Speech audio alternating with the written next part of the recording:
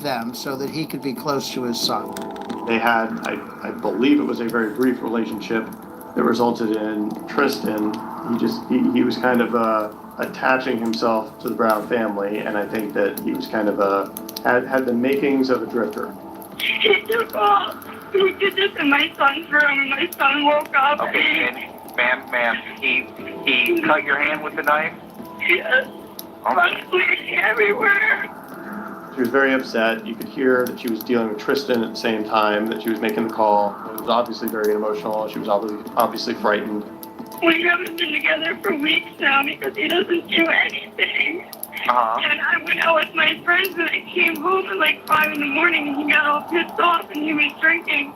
Okay, he left in a vehicle or on foot? On foot. He doesn't have a license. Now, do you know if he has any other weapons on him? I have no idea. Okay. Is he on drugs or alcohol? Alcohol. Adam Matos was described as kind of a quiet guy, maybe even shy. There was no indication of any history of violence between Megan and Adam. However, the situation was getting more volatile because of the new boyfriend, Nick Leonard. Now, where are you at right now, Megan? I'm in my room with my son. Okay, you're in your room. Okay, Megan, well, the deputies are almost there, okay? So just go ahead and stay inside the house. Can you lock the door? Yeah, I'm locking my son into my room. Okay, well, I'm going to stay on the line with you until the deputy gets there, okay? Yes, he's here. Okay, I'll let you go, man. All right, thank you very much. So that's how it starts. With that call, police have gone out there, they've circled around looking for him, and police can't find him. Police suspend their search for Adam Matos since there are no more 911 calls over the next week. All seems quiet at the house on Hatteras Drive. Law enforcement had no knowledge that there was anything going on at Hatteras up until the 4th when Linda Thomas called in the welfare check. Linda Thomas is Megan Brown's step-grandmother. And then 2 deputies went to the house, and they identified that there was a problem. That's when I got involved. 2 of the major places, Greg's closet and Megan's bedroom, it didn't have any carpet on it. It didn't have any flooring. It was just the bare plywood. Did somebody take this flooring up? Was it supposed to be here? There was a room with the dogs that was just dog poop everywhere, dog pee everywhere. It looked horrible. And it was a nice house. We just knew that there had been a domestic incident and that they didn't know where the people were. We weren't even sure yet who was missing. Then, a police officer searching the neighborhood makes a horrific discovery. Sergeant Babcock had actually just driven down Old Dixie Highway with his windows open, got towards the end and smelled the smell and called other people out and looked, and you could see that there was a pile. That's how they found the bodies. The way the bodies were found is just, I don't know how to say it other than kind of horrendous. These 4 bodies are piled on top of each other in the Florida heat and humidity. It was quite gruesome. It was not clear who or how many bodies were in the heap. And I remember we didn't know, was Adam one of the people in the heap? Was Tristan one of the people in the heap? How many people? Was it 3? Was it 4? Was it more? So you really couldn't tell right at the beginning. The bodies are in such bad shape, medical examiners have to resort to using dental records to determine who the victims are. The victims of the crime were Megan's parents, who were Gregory and Margaret, Megan, of course, and Nick Leonard, who was Megan's new boyfriend. The MEs conclude Megan and her dad, Greg, were killed by gunshots, but her mom and boyfriend died in even more barbaric ways. The method was particularly... We lack emotional support. We have high physical demands. We have high financial strain. We are in isolation. I was living in motels last year all by myself with my autistic son and little brother. That was hard. I didn't know about Angel Sense as a valuable resource then to prevent my son from eloping and wandering off and seeing him real time on the map. And we need each other. We're in our houses crying by ourselves sometimes, wishing someone would check on us. That's why I post, so I know what it's like to be brutal and savage, using a hammer, using a knife to stab them multiple times. That's close up. That's intense. That indicates a level of rage, a level of anger, a level of intent that you don't necessarily get from pulling the trigger on a gun. Police don't yet know exactly how the murders happened or who committed them, but they do know that two people who also lived in the house are missing: Adam Matos and his son Tristan. And the sheriff is scouring everywhere. There's a fear that something's happened to this kid, or even Adam. There's two investigations. One, trying to solve this murder, and the second one is trying to locate this kid. Where is he at? And he's autistic. He's not very verbal. Investigators will soon discover that Adam Matos is very much alive, but at the moment, he slipped through their fingers. So when the two deputies knocked on the door for the welfare check, Adam Matos and Tristan were in that house and then fled out the back. He saw law enforcement, and they actually left the house and I think hung out at a vacant house for a while. And he actually took like a canoe that was tied up at one of the houses at the end of Hatteras and canoed across the canal. It was around 9:30 at night. He calls for a taxi cab and then drives just past where all the roadblocks of law enforcement were. And then they actually stop at a convenience store on their way down to Tampa. They go down to Tampa, over to the Florida Inn hotel, where Adam goes to checks in with Tristan, gets a room. He signed into his, into a room in his own name. That is ultimately where he is located by law enforcement. Police make sure Tristan is safe and take Adam Matos into custody. They don't yet have enough evidence to charge him with a crime, but they do bring him in for questioning under the guise of the domestic violence incident involving Megan. My name is Detective Google, to Detective Kennedy. We work for the Pasco County Sheriff's Office, okay? We needed to come here and talk to you about something that happened between you and, I guess she's your ex-girlfriend, Megan. Coming up, detectives press Adam Matos for the details of this heinous crime. And at that point, I don't know if he knew that they had found the bodies, but he knew that they knew they were dead. They knew that he knew that they were dead. It was all a little game that they were playing.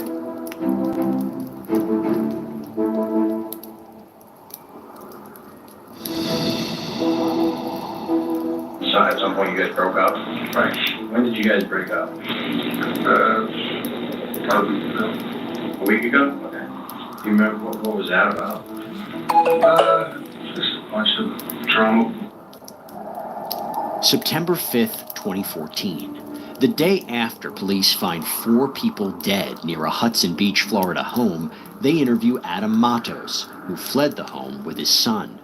Police have him in custody in connection with the murders of his ex-girlfriend Megan, her parents, and Megan's new boyfriend Nick Leonard. But they aren't showing their hand just yet. I don't know if you were aware that deputies were even called out to the house, but we needed to come here and talk to you about some of the stuff that took place with that, and that's basically why we're here and why we wanted to come talk to you now. Detectives start by asking about the 911 call from Megan 1 week before the bodies were discovered, where she says Matos assaulted her. They don't let on that they know about the murders. So that was a week ago. Did you know that she called the police? No, I Didn't know. Okay. Do you remember that incident where you guys got into an argument about her going out with a friend or something? she came home late and we just talked about it. We had an argument. She told me to leave. The arguments? Sometimes. Sometimes. Were they involved with that one? Well, her mom came out and she told me to leave. And, Arguments. Okay. She told me to leave the night before. She really won't be there. Maggie had been pretty firm with him and had wanted him to leave leading up to this. She was but once they start putting their hands on you, it's over. a little less sympathetic to him not doing anything all the time or barely having a job and just not being productive. She's alleging that you threatened her, threatened to even kill her, and threatened her with a knife. That's not true. That's not true? Okay. And Adam, he denied it. He denied ever doing that. And that's just one of those things that we talked to him about it, and he insisted he didn't do that, and I don't know. Where did you go when you left? I rode my bike. So that was on like a Thursday, right? I believe so. Did you go back that that day, later that day, you go back to the house? Mm-hmm. How, did you stay the night somewhere else? Yeah. Where'd you stay? I stayed with a friend. From the time Megan had called 911, he said he never went back. Take your right hand, shake it out. How many people here want to learn faster? How many people want to remember more? Yeah? Watch it. Do you mind giving me a friend's name? His name was Jake. How about his last name? I didn't really know him that well. You could tell that there was some arrogance. He thought that they were not on to him or were not able to get him for what he knew clearly that he did. So that was a Thursday, right, that incident took place where she called us. Right. You spent the night with Jake in Newport Richie. Right. What time did you get up Friday? Can't remember. Do you remember if you went back to the house on Hatteras on Friday? I think I did, no. No? Okay. Not at all, the whole day? Didn't go back one time? No. He was willing to answer some of their basic questions, just, about the family. As they got into the 28th and the 29th, he was clearly lying. But then, Adam Matos slips up. Is there any way you can make sure that my son goes with my mom or my brother? They can't make any promises right now. Obviously, we would like him to go back to Megan. Do you know if that's going to be possible? But no. Okay. No, Megan's parents, they stay with them there. Detective Kennedy and Detective Kugel being good at what they do, they're like, well, we're really hoping that he could go with Maggie or Greg or Megan. And instead of giving him any kind of response, Adam very coldly says, well, you should call him and find out. I think he was starting to get an idea that they had a better sense for what was going on than he originally thought, so he asked for an attorney. After Matos lawyers up, his conversation with police ends. But bizarrely, he decides to talk to someone else. He grants a jailhouse interview to a local newspaper reporter. There's been a bunch of people following this story. What's your message to them? What do you want people to know about you, first off? Nothing really. Just a regular guy. Did you kill those 4 people? No. Well, what do you think happened? Honestly, I couldn't tell you, And when Matos speaks with this reporter, police listen in, hoping he'll reveal more than he did when they talked with him. Can you tell me anything about the domestic violence? Because, she said you put a knife in her, back into the corner of the room. I mean, what's your side of that? That's not what happened. What happened? We just had a disagreement about something and pretty much told me to leave. And I left. What were you guys disagreeing about? I can't remember, but something dumb, probably. And that was the last time you saw her? Yeah, that was the last time I talked to her.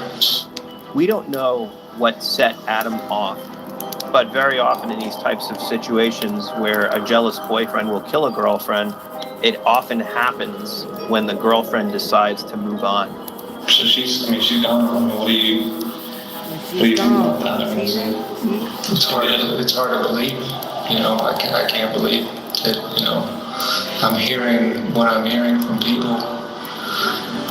It just doesn't make sense. Did you love her? Yeah. And her family? Huh? And her family? Yeah. I love her very much. I still love her. He may have been in denial. He may have been in shock. He may not have completely realized what he did after he did it until it finally set in. Maybe he was so overcome by rage at the moment that once he did what he did and he realized the weight of it, that's when he knew that he was in trouble. Coming up, as reality sinks in for Adam Matos, police continue to gather evidence and figure out exactly when and how the murders went down. Was he angry? Was he upset? Was he mad at Megan? I'm sure there were a lot of emotions, but just determination and certainly intent to do them harm.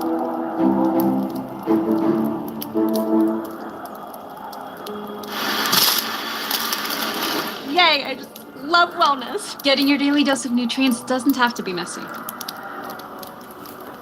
By the way, as you can see from the content that we cover here on Prime Crime, the world is just not a safe place. And especially when you think about your home, the place that you need to protect the most, you're using your suspect in her murder, as well as those of her parents and her new boyfriend. That's when investigators speak with Matos and Megan's young son, Tristan. Tristan was 4 years old when this happened, and was described as autistic, and in communicating with him, you could tell that there was some difficulty in getting information from him.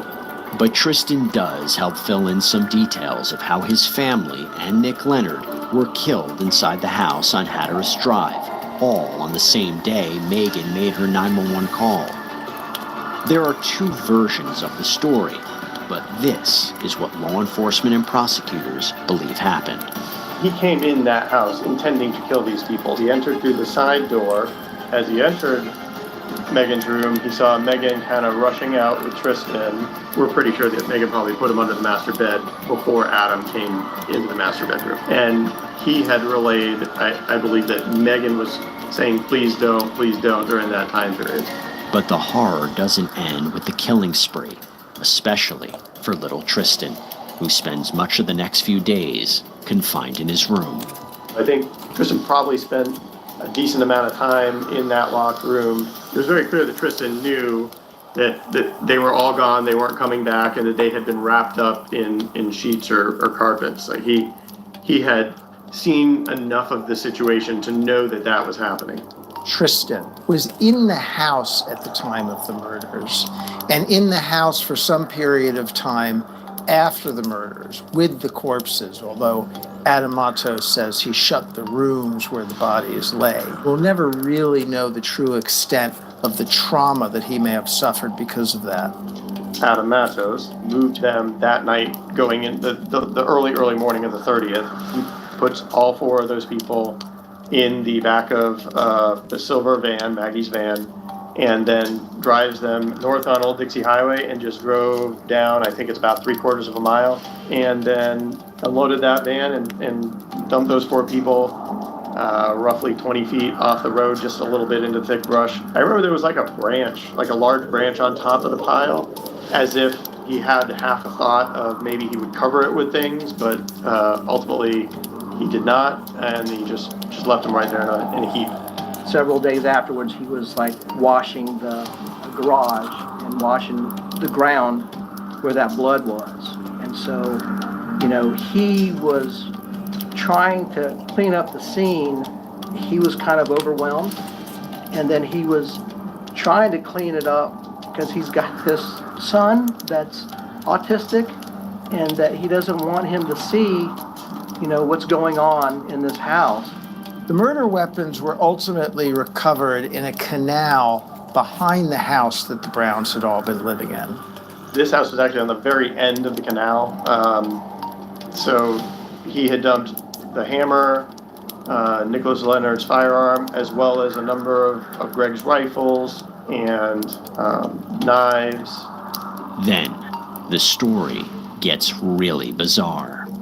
He goes on Craigslist to sell belongings of the family. They've got a bunch of dogs. He's selling dogs by Craigslist. People apparently came to the house to purchase them. Maggie was breeding the dogs, so it's very possible Adam had some sense of, these are dogs that you can sell for money. So he was fire selling them for $50 a piece or $100 a piece, which was substantially less than those dogs normally go for. And so he was able to move them pretty quickly. There was a whole bunch of other things that we think he was trying to sell, including the entertainment center, some jewelry, a Bose speaker. It looks like he was just trying to get anything that he thought he could make some quick money on and sell it to generate cash, because at that point, aside from using their credit cards, he didn't have any source of income. He didn't have any way to pay for anything. He wasn't working anymore. After police find Adam Matos and Tristan, the young boy is sent to live with relatives. As for Matos himself, he's officially arrested and later charged on 4 counts of first-degree murder. Fast forward 3 years, and Adam Matos' trial finally begins, where he faces the death penalty. It was definitely one of the bigger cases that I tried. We spent years working on it, just kind of getting it together and organized. Also, so that we would make sure, are we good here? Do we have everything do we need? Have we done everything that needs to be done?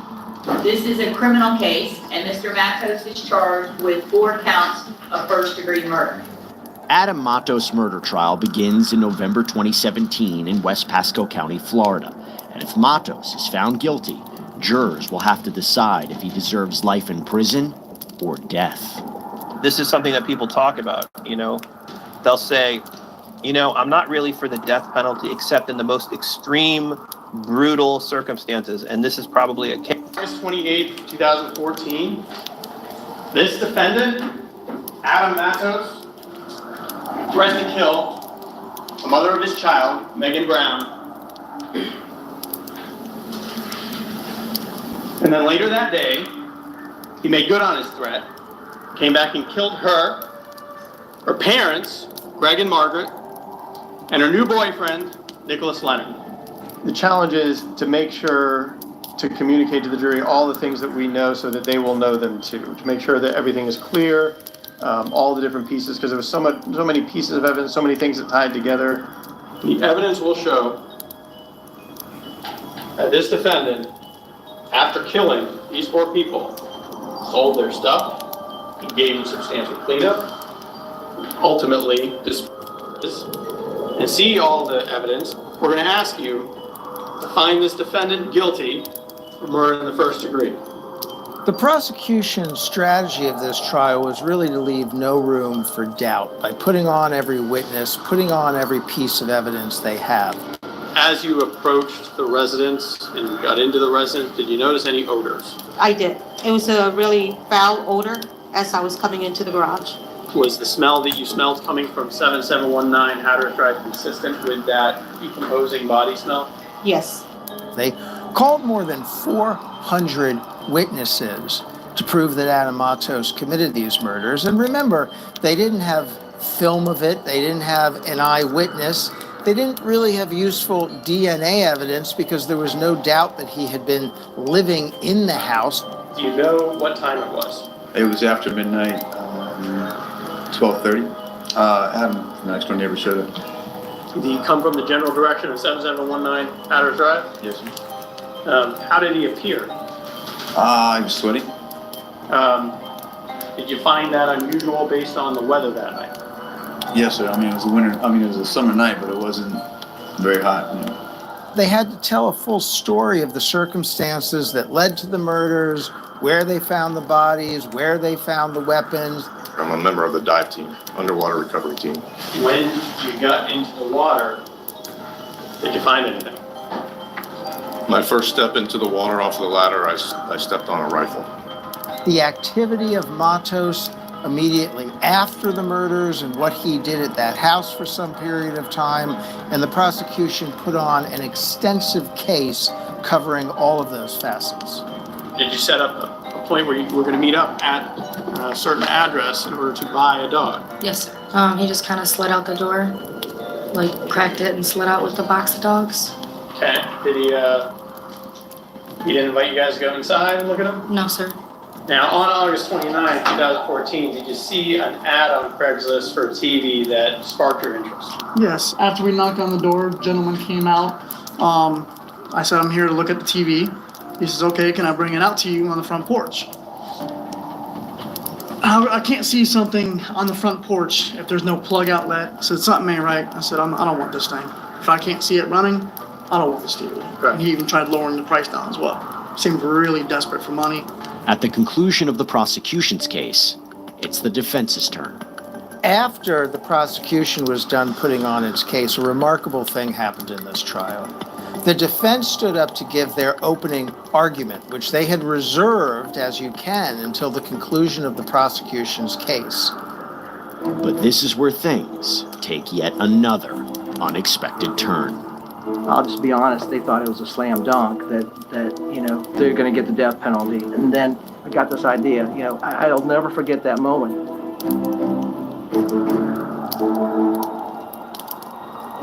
Hey guys, thank you so much for following the Adam Matos case with us. We're going to get right back to it in a minute. But look, one of the reasons is Surprise on them. I think it did give us a little bit of an advantage. I know for a fact that we surprised him. We had this whole new self-defense thing that was thrown in there. We knew immediately the only way that they can get these facts out is if he testifies. So he's going to testify. And then, he gets up and admits that he was the killer.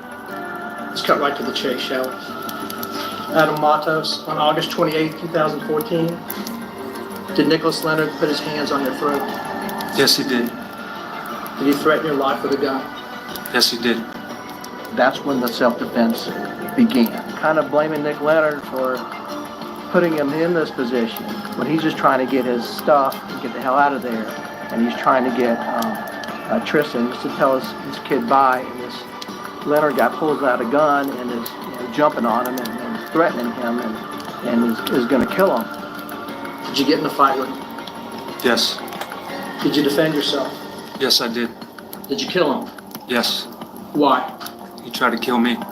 It gives Adam Matos an opportunity to interact with the jury some, to make himself seem less like the killer we were portraying him as and more like something else, basically taking control of the narrative a little bit.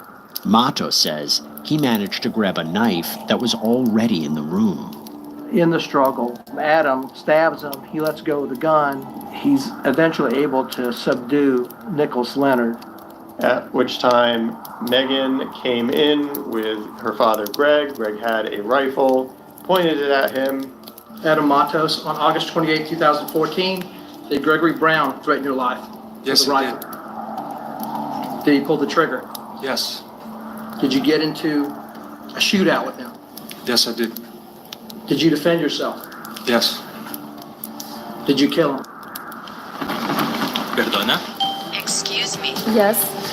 ¿Me puedes decir cómo llegar al centro de la ciudad? How can I get to this? Yes, I did. Why? He tried to kill me. This gentleman, a little bit cold and a little bit difficulty with his emotions, and I knew he was nervous already, so I kind of shortened up some of the questions and kind of had him more on a leash than I would most people on direct. Adam Matos, on August 28, 2014, was Megan Brown with Gregory Brown when he tried to shoot you with his rifle? Yes. Did she say anything as he was pointing his rifle at you? She said, "Dad, shoot him. Shoot him, Dad." But Gregory Brown's gun misfires twice. So Adam Matos says he and Megan rush back to the master bedroom where there are more firearms stored. And he's getting a gun, getting ready to load it to shoot Adam. So Adam got this gun from Nick Leonard. Adam shoots him in the back twice, and he goes down. And he's just freaking out at this point. And he sees Megan. I could see someone in my peripheral, and it was Megan, and I thought she had something in her hand, and I just reacted and I shot her. I later found it to be a cell phone. Did you kill her? Yes. Why? I felt that she was going to kill me as well. Looking back now, do you realize that she probably wasn't out to kill you or harm you? I realize now that she probably wasn't trying to kill me. I was just out of it and so paranoid and in shock that I thought everyone was trying to kill me. Why admit the murders and claim self-defense? My analysis of this is that it was clear to Adam Matos and his team that he was going to be convicted. The only way he could avoid the death penalty with these murders, with 4 murders committed in gruesome fashion, was to tell the jury some story that would permit them to conclude there were some mitigating circumstances and the death penalty wasn't appropriate. What'd you do then? I lost it completely. I just realized that I killed the woman that I love, the mother of my child. And at that point, I realized that Tristan no longer had a mother, he no longer had a grandfather, and he no longer had me.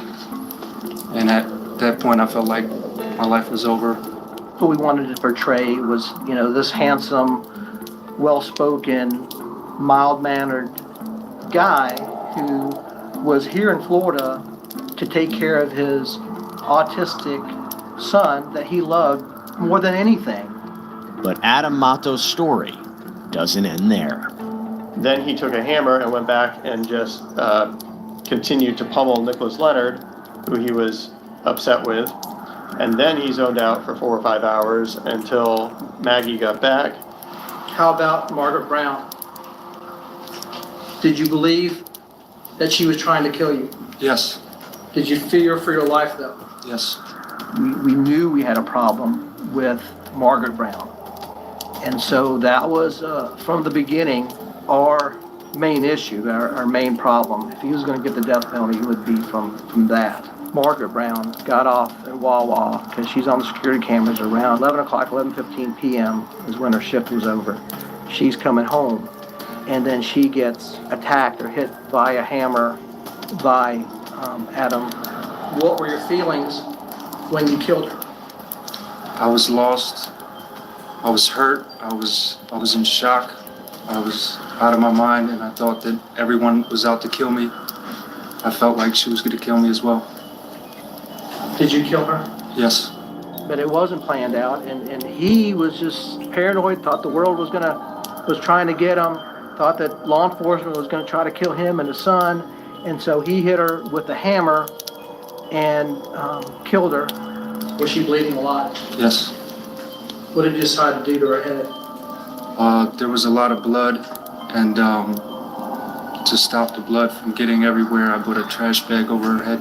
How do you feel about her death now? Horrible. I feel disgusted, and I loved her very much, and there's not a day that goes by that I don't think about it. I relive those memories. I relive it every day, and it just haunts me every day. I don't think he was sorry at all about what he did to the victims. I'm sure that they spent some time preparing him to testify. You want to put more of a human face on this person that we were going to ask them to kill. When prosecutor Brian Sarabia cross-examines Matos, he seems much less sympathetic. Well, you still could have gone out the front door, you agree? I could have. You could have said, wait, guys. Everything's fine, I'm leaving, I'm just getting my stuff and saying goodbye, right? Could have done that. Possibly. You didn't do that though, did you? No. You pursued Greg and Megan, right? Yes. You pursued them into the master bedroom. There is a sense of brutality from the close-up nature of these killings, and that kind of intense violence suggests something, frankly, more than self-defense. And Tristan was in the master bedroom when this happened, wasn't he? No, he was in his bedroom. He was in his bedroom? Yes. By himself? Yes. Was he locked in there? I believe Megan told him to close the door. When did that?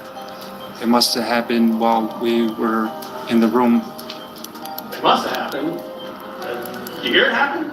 No, I didn't hear it happen, but she must have told him to lock himself in the room because when I came over to the room, he was locked in there.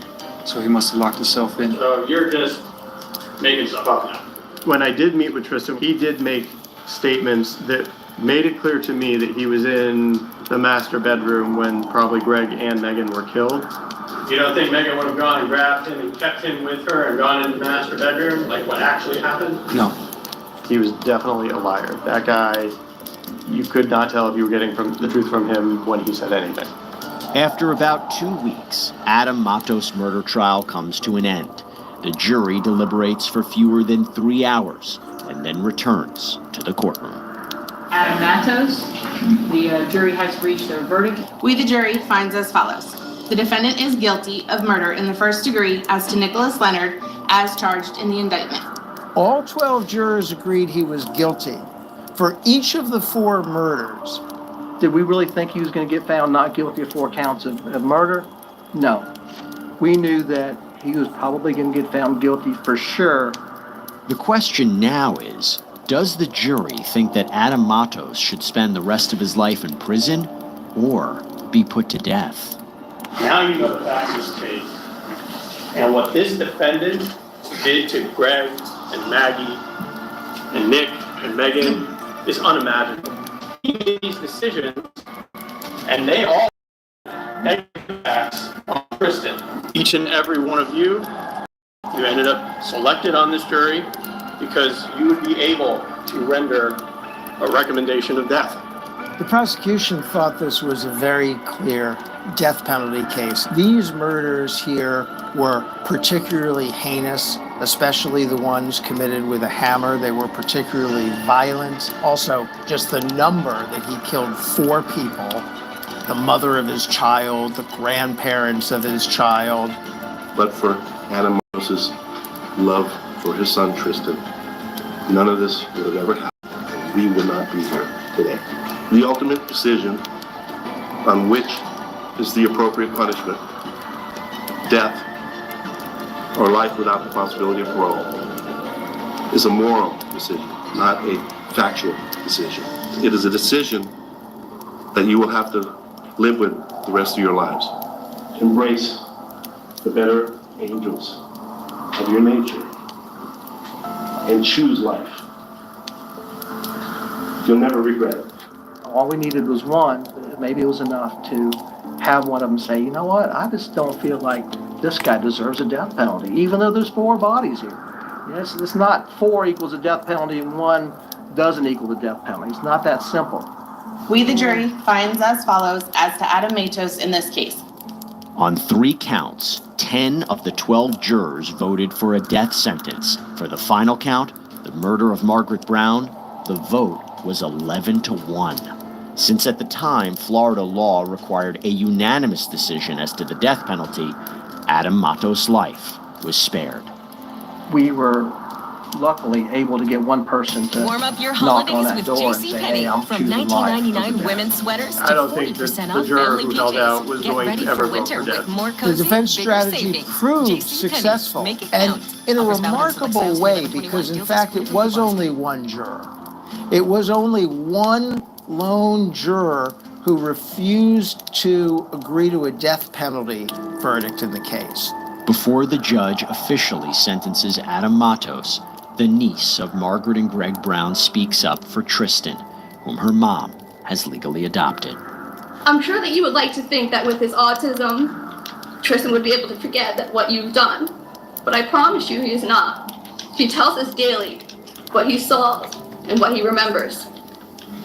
He tells us Daddy made a boo-boo on my mommy's head, and there was a lot of blood. He makes my mother promise him, when they say their prayers every night, that she will never leave or hurt him. He is terrified of you, Adam. You stole his whole world.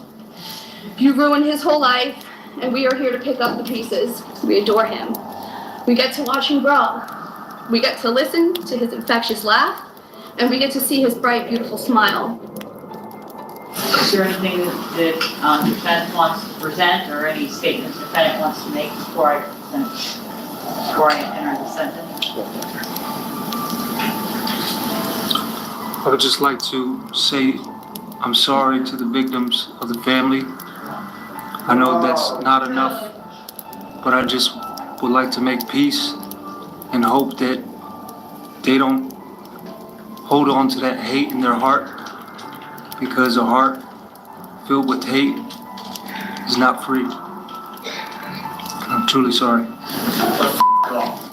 Adam's gonna have to say whatever garbage that he was saying, things that were not at all true, but things he, I'm sure, thought were gonna help him.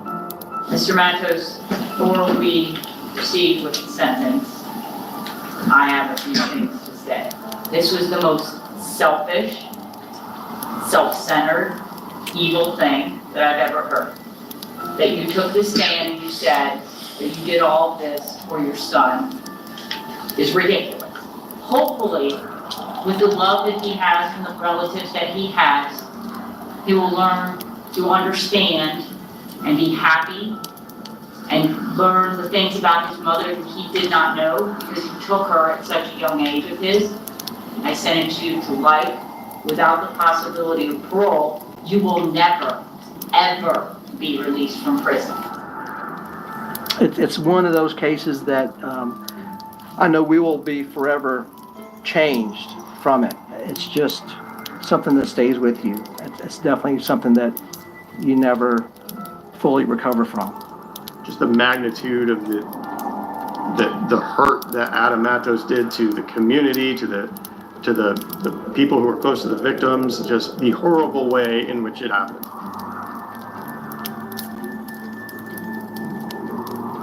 This is such a heartbreaking story. 4 people dead, and the 5th victim, young Tristan, he has to live the rest of his life without his mother and grandparents. Now, thankfully, he has extended family who are helping him heal from this unimaginable betrayal committed by the person who claimed to love him most. That's all we have for you here on this episode of Prime Crime. Everybody, thank you so much for joining us. I'm Jesse Weber, and as always, stay safe. You rock. A lot of people ask us what we feed our dog Ellie, and I'm very proud to say that she eats food from the farmer's dog. Come on, We've been guys, feeding her a subscribe. I farmer's need a dog job. almost for a year at this point. Farmer's dog is real, fresh, healthy food that's made in human-grade kitchens to preserve nutritional value. Because we know that eating processed food for every meal isn't good for us, so why would we assume that it is for dogs? Since Ellie has been on the farmer's dog, I've noticed that she has a lot more consistent energy. She's got much softer fur, and Frankie Fitzgerald was the youngest of 5 children born to parents Barry and Roseanne of Limerick, Portsmouth, a city on the south coast of England known for its naval base. He was raised in his family's home on Halstead Road alongside his 4 siblings. His mother described him as the shining light, a kind and beautiful person. Frankie was described by his close-knit family as a jovial and comedic sweetheart who cared deeply for his friends. He attended the former King Richard School, which was later renamed Castleview Academy in March of 2018. He later went on to work as a plumber in Havant, Hampshire, a town just northeast of Portsmouth. By the time that Frankie was 25 years old, he had fathered 2 children with a woman named Charlene Scott. But things were not all sunshine and roses in the Fitzgerald-Scott household. Frankie, who was once described as a caring friend, had become a violent partner with a history of DV issues. In February of 2022, Frankie met 27-year-old Shay Groves while on a night out with friends. Soon, the two began a tumultuous on-again, off-again relationship that was complicated with hard drug and alcohol use. Shay Groves had a troubled childhood marred with health issues and alleged abuse. At the age of 11, she began wearing hearing aids due to being partially deaf. By age 13, it became apparent to those around her that Shay was not only a danger to herself, she was inflicting injuries to her own legs, others as well. This will become an ongoing theme in Shay's life as her story progresses. One particular incident, she threatened to slice someone with a scalpel. She also regularly carried a knife with her. Due to this, she was evaluated for mental health issues around the age of 14 and was diagnosed with bipolar disorder. As a teenager, Shay went off the rails, using drugs and alcohol on a regular basis.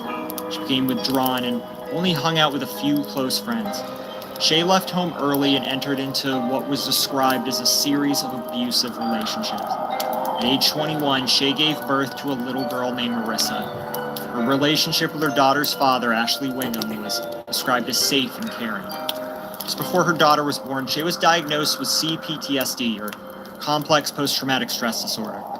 Wanting to sort herself out, she stopped drug use and sought mental health care. However, Shay left her child's father not long after to live in a woman's shelter with her daughter. Around this time, she also became interested in alternative lifestyles.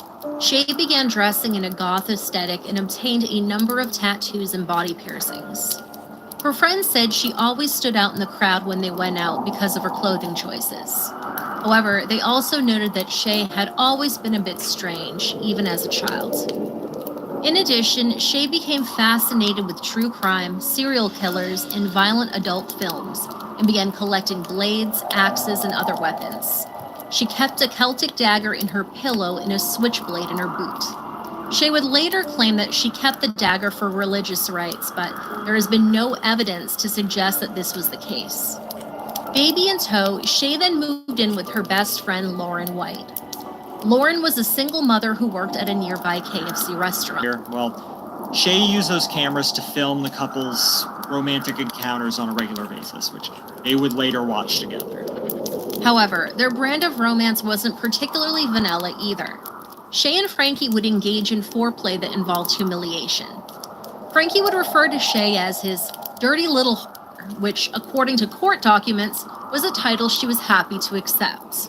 We'll be back in just 1 minute. Please stick around for the following ad. It not only supports the channel, but it also supports charities in our area.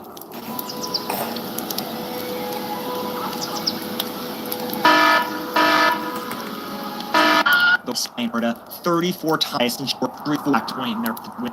This behavior caused fights in the couple's already toxic relationship. Frankie felt frustrated by Shay's unsafe behavior, expecting their relationship to be enough to make her happy. He thought he could just simply fix her. But Frankie wasn't without his own faults, as we discussed earlier. Frankie was a jealous man and would often go through Shay's cell phone. On finding messages from her ex-boyfriend, he refused to allow her to leave and proceeded to destroy her belongings. It was captured on one of the many security cameras Shay had installed in her shared home. Following this incident, Shay began claiming to both Frankie and Lauren that she had cancer. However, this was all fabricated in order to elicit sympathy, control, and to receive money from those around her. As I'm sure one could imagine, living in sweet when not using drugs and alcohol. The next day, she would be writing notes to her father, threatening to self-cancel, claiming that she was staying with Frankie out of love. Farm in the wild, raise animals and harvest crops, make food for yourself and for sale.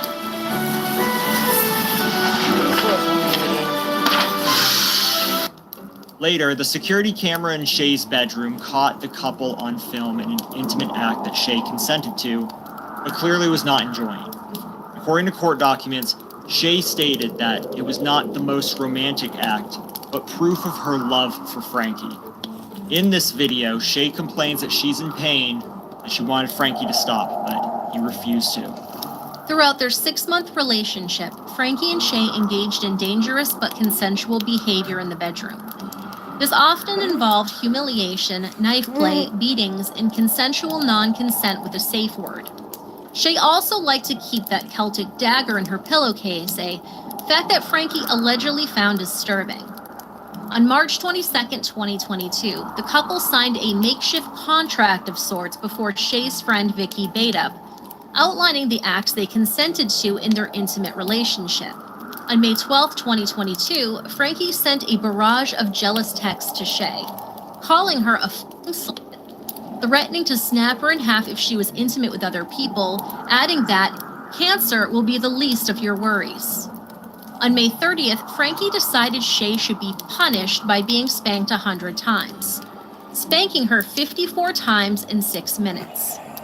She was required to respond to each slap with, "Sorry, Daddy," or "I'll be a good girl for you, Daddy." Initially, Shay consented, but after 36 spanks, began pleading with Frankie to stop, which he later refused. It's unclear why, as they did have a safe word in place. Remember, this was all caught on camera. Shay then edited the footage with the footage from March 12th where Frankie hadn't stopped when she asked to, and included a picture of her red and raw backside. Over the next few months, the two engaged in physically violent arguments, which caused them to split up and get back together several times over the summer. Each time they reunited, Frankie became more jealous and controlling of Shay. The two would engage in behaviors to make the other jealous, such as contacting exes and checking the message history and image gallery of the other's phone. They believed, and without any proof, the other was unfaithful, and accused each other of cheating with former partners regularly. In fact, Shay honestly believed that Frankie had contracted thrush from another woman, and that he was attempting to catfish her via Snapchat. Shay had kept a close friendship with one of her exes named Declan Payne, which Frankie became increasingly jealous and violent over. The two both destroyed items and threatened the other one, causing Shay's friends to be concerned about her safety. Around this time, Shay began discussing her plot to bring physical harm to Frankie with her friend. Remember, there were cameras all over the house. Her friends did not take any of her threats seriously and were actually more concerned that Frankie would hurt her. Shay was, as they put it, only a little skinny thing easily broken. Instead, they encouraged her to break up with him. On June 11th, 2022, a drunk Shay went to Charlene Scutt's house with her daughter's father, Ashley Wingham. Charlene was Frankie's ex and the mother of his children. Expecting to find him there cheating on her, she dumped Frankie's clothing on her doorstep. Over the next few months, Shay regularly cheated on Frankie with Declan Payne. She even had Frankie and her new lover over at different times on the same day. Shay filmed all of the interactions and later threatened to upload the explicit videos to Frankie's Facebook to ruin his life. She also threatened to have her male friends attack Frankie in the alleyway. The police investigated the plot, but no charges were pressed. Now, around this time, Shay removed the cameras from her room, which coincided with an allegation of SA she made against Frankie. While having an otherwise consensual act of intimacy, Shay claimed that Frankie performed an act known as sunflowering on her, causing her incredible pain. I'm not about to explain to you what that is. Feel free to Google or don't. Meanwhile, something very serious was going on in Shay's household. Remember Shay's friend Vicky Beta? The one that witnessed Frankie and Shay's intimacy contracts? Well, it was discovered that Vicky's 7-year-old son may have SA'd Shay's now 5-year-old daughter. The incident was reported to social services on July 8th, but it's unclear what became of that report. On July 14th, 2022, Frankie found messages from Declan after going through Shay's phone, in which messages Shay was comparing each of their sizes. As a result, Frankie did what he always did. Made threats, he punched holes in the wall, and he destroyed Shay's possessions. He also proceeded to talk about his exes and called Shay by his ex-girlfriend Vicky's name in bed. After hearing him say this, Shay threatened to stab Frankie.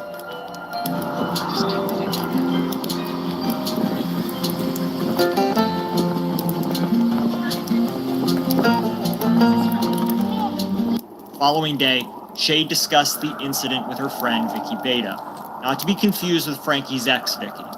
She expressed her concern about Shay's safety, but Shay assured her she was willing to use the weapons she collected on Frankie if she needed to. On July 16, 2022, after the blowout 2 days prior, Frankie went to Shay's house to spend the night. Shay's daughter was not home, but her garbage bags under Frankie's body. Shay told Lauren that she is an accomplice to the murder and manipulated her into helping with the cleanup. She did not immediately call the police, instead using that time to cover Frankie's body and clean up the blood. 4 hours later, at 7 a.m., Shay video called Vicky again, showing her the body and giggling as she cleaned up the mess. She told her friends that she snapped after catching him messaging a 13-year-old girl and killed him in a fit of passion. She discussed with Vicky her plan to stage it as if Frankie had done it to himself out of shame, and her plan to bury his body in the backyard. In a later interview with police, Vicky said the first messages from Shay said they argued and Frankie had stormed out. During the video chat hours later, Vicky said Shay was giggling and having a normal conversation with her, asking how her weekend was. She heard Lauren ask Shay in the background if she was going to tell Vicky what happens, when Shay made Vicky promise not to tell anyone before admitting to killing Frankie, saying, "I've done him." Shay showed Vicky his body in the enormous wound, calmly explaining she caught Frankie texting a child and killed him in his sleep for it. At the end of her call to Vicky, Shay asked her if they were still friends. Vicky called emergency services shortly after the video call with Shay ended. When police arrived at Shay's home just after 8 a.m., they noted that her room smelled strongly of bleach. In video footage, Shay is calm and collected, smoking a cigarette as police enter her home. She told the police she killed Frankie in self-defense after he violently attacked her. In addition, Lauren refused to give the police the PIN number to access her phone. Over time, Shay told several lies about what happened that night, both to friends and the police. She shared footage of herself and Frankie being intimate, edited to make it look like he had assaulted her so she could spin a story about how she killed him in self-defense. We're going through over 4,000 hours of security footage from the cameras Shay had set up around her house. It's found that the videos were deliberately edited to be taken out of context. And within context, the interactions were consensual. During interrogations with police officers, Shay initially refused to comment, until the third interview where she maintained her claim of killing Frankie in self-defense, staging her as a victim. Later, Shay told a mental health nurse that she did not deserve a blanket because she had taken a man's life and said what she had done was inhuman. She wrote a letter of apology to Frankie's family and children 1 week before her sentencing. It was not enough to earn her sympathy from the judge. During a grueling 5-week trial, Shay pled not guilty, using her knowledge gained from true crime videos to stage herself as a victim of Frankie's abuse. This is why I canceled my Factor subscription and switched to CookUnity. After months with Factor, I got bored of eating the same boring meals. CookUnity offers over 400... During her testimony, she showed the heavily edited video she made, at the end of which Frankie is heard to say, "That was a bit rapey, wasn't it?" Shay made herself out to be a victim, claiming that Frankie was awake and attacked her first. She claimed that she was afraid Frankie would choke her to death after finding the messages on his phone. And in October, after her arrest, she told doctors during an assessment that she defended herself with a metal money box, which was what cut Frankie's neck open. She claimed that she stabbed him afterwards to make the bubbling stop. She was seen making jokes in court as Frankie's mother, father, sister, and the mother of his children made statements. She smiled as she was issued her sentence. During sentencing, Winchester Crown Court Judge Kerr commented, "Ms. Badup said accurately that your life was a complete mess." On February 17, 2023, Shay Groves was found guilty of murder. Following the verdict, the Fitzgerald family released the following statement. "As a parent, you never expect to outlive your children. You'll do anything in your power to protect them. Frankie was our baby, the youngest of 5 children. He can never be replaced. He was a kind and beautiful person, and sadly, leaves 2 children behind that will never get to know their daddy. We thank the jury for their verdict today. For Frankie, we love and miss you more than anything in this world. Your shining light will always be our hearts." Senior and son. He was the light of our lives, and we will miss his kindness, his happy smile, and the fun person that he was. Frankie had a large number of friends and family, and this news has left us all devastated. This case was a difficult one for us because in many ways, both Shay and Frankie were both perpetrators and victims of the other's abuse at different points in the story. This was an extremely toxic relationship, and it's pretty obvious that the two of them shouldn't have been together at all. At any point, they could have broken up and stayed separated, but instead, they kept going back to one another like a moth to a flame, for whatever reason. In the end, this twisted romance ended in cold-blooded murder. If you are someone you know finds themselves the victim of DV, please reach out for help because there are resources available out there for you. Like I said, this case was pretty difficult to unpack. Let us know your thoughts about the case in the comment section down below.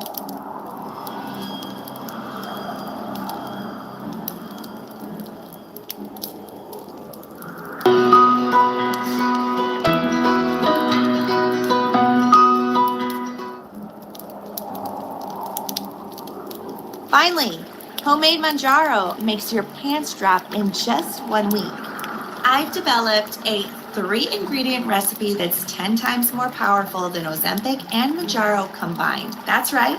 And before you think it's just another one of those crazy diets you see everywhere, know that even the biggest celebrities in the world like Kim Kardashian, Jessica Simpson, and Rebel Wilson are using it. This little recipe works so well because it activates the only hormone in your body responsible for weight loss, called GLP-1. 9 out of 10 women who tried this formula managed to lose at least 28 pounds of fat in just 25 days. No side effects and no rebound effect. In fact, even the world's top universities like Harvard, Yale, and Stanford are saying this is real. And girls, ever since I started using this every morning, I've already lost 50 pounds in just 3 months. That's why I've prepared a short video where I show you step by step of this little recipe that's been nicknamed Natural Manjaro. All you need to do is click the button below and watch. It won't cost you a cent, okay? Totally free. But you need to act now because I don't know how much longer this video will be up as it contains controversial information about these dangerous drugs. So, if you're sick of hearing jokes about your weight, or if you've tried everything, diets, gyms, and still the number on the scale keeps going up, then you need to watch this video. Seriously, folks, this method is so powerful that all the celebrities are tossing out Ozempic and Manjaro in the trash. I dare you not to lose a single pound today. Click now to find out and thank me later.